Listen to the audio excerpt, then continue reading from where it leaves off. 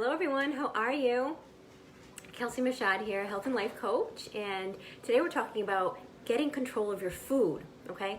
I help people end emotional eating, lose excess weight, and just feel amazing in their body. No deprivation, no starvation, or willpower required. So what I want to know is, what if you weren't struggling anymore with what to eat and what not to eat?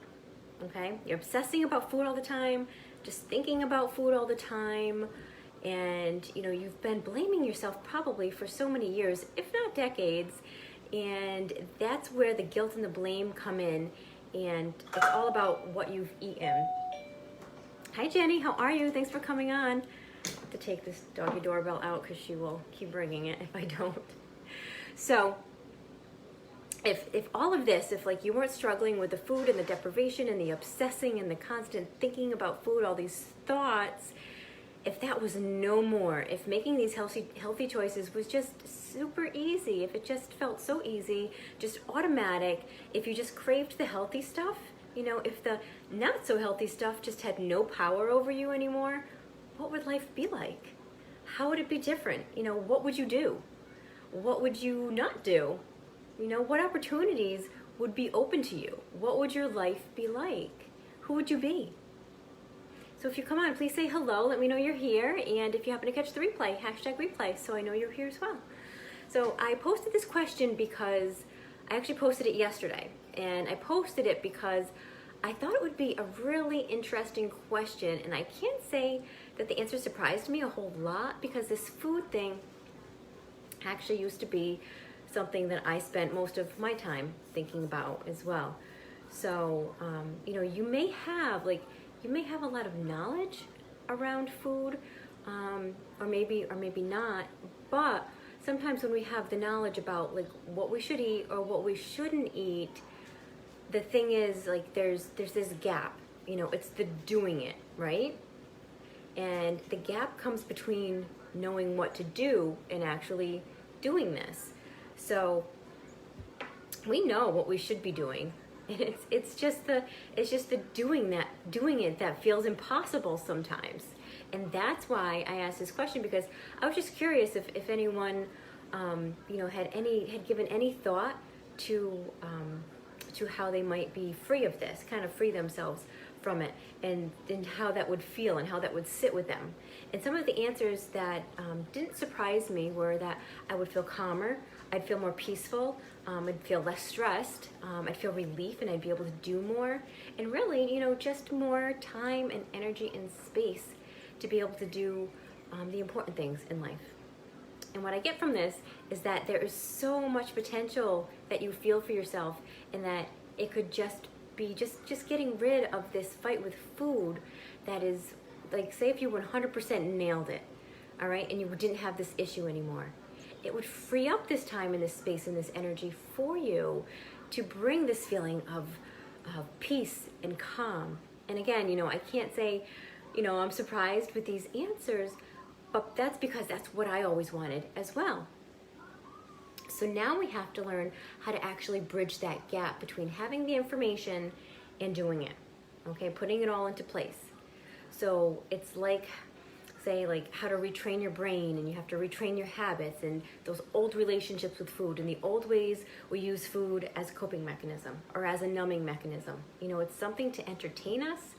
It distracts us. It's something to bring us love. It fills a gap. There's so many different ways that we use food.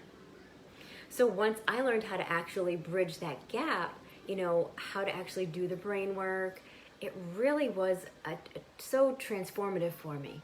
I really became just such a different person. I feel like a different person at this point. And I really have now just a different relationship with food, where, I do feel that peace and I do feel that calm around food. Food no longer has that hold over me that, that it used to. And, I know that's true for so many of my clients as well. And if you haven't had a chance to actually answer this question yet, I would love to know, how would life be different if you had this food thing 100% under control? What comes to mind for you? Post it in the comments below for me. Good morning, Erica. How are you? Thanks for joining us. Okay, so let's talk about how do I get to that place of like just free and calm and freeing up that time and that space and that energy that I really need and I really want in my life? So how do I get my brain and my body to do the things that I want it to do the things that I need it to do, okay? All those important things. And after talking to many, many people, I know that they're done. You know, they're tired of it. They're tired of thinking about food. They're tired of obsessing about food. But somehow we are still just constantly trying to avoid our feelings around food that keep us stuck in this unhealthy relationship with it. Okay?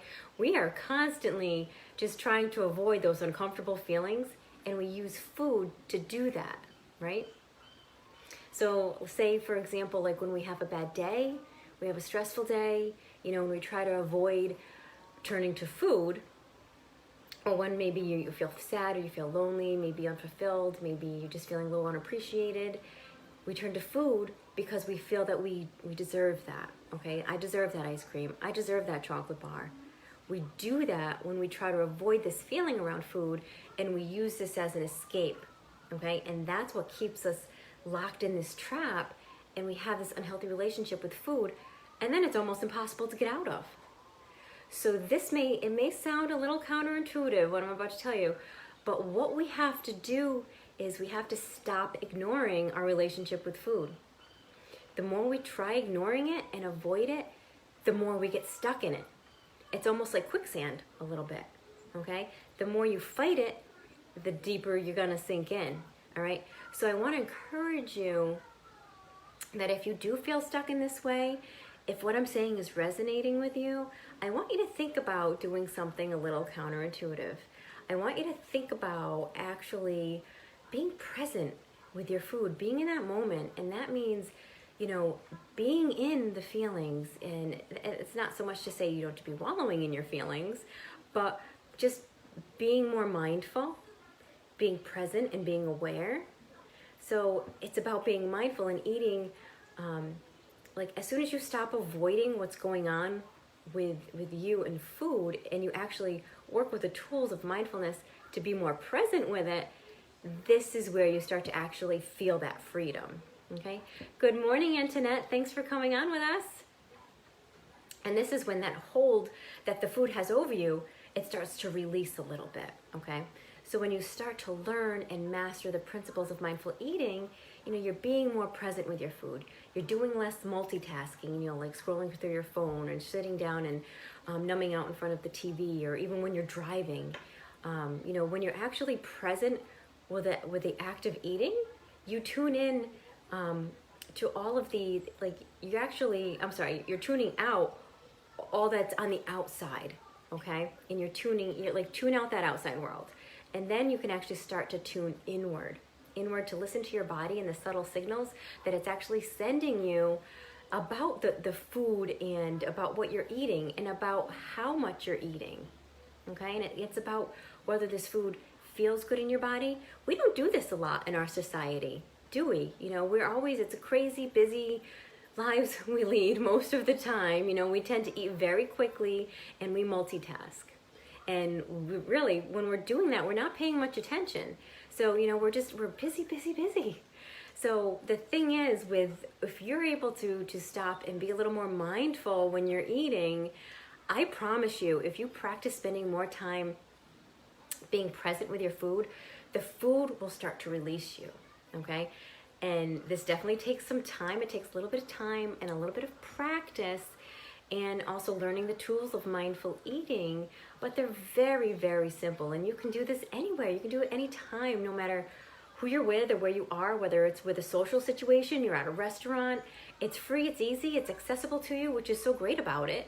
And once you start to practice this and you just get better and better, you know, it becomes second nature. And this practice, this way of eating just becomes to you, like it begins to just free you from this trap of having this unhealthy relationship with food that feels so impossible to break out of sometimes, okay?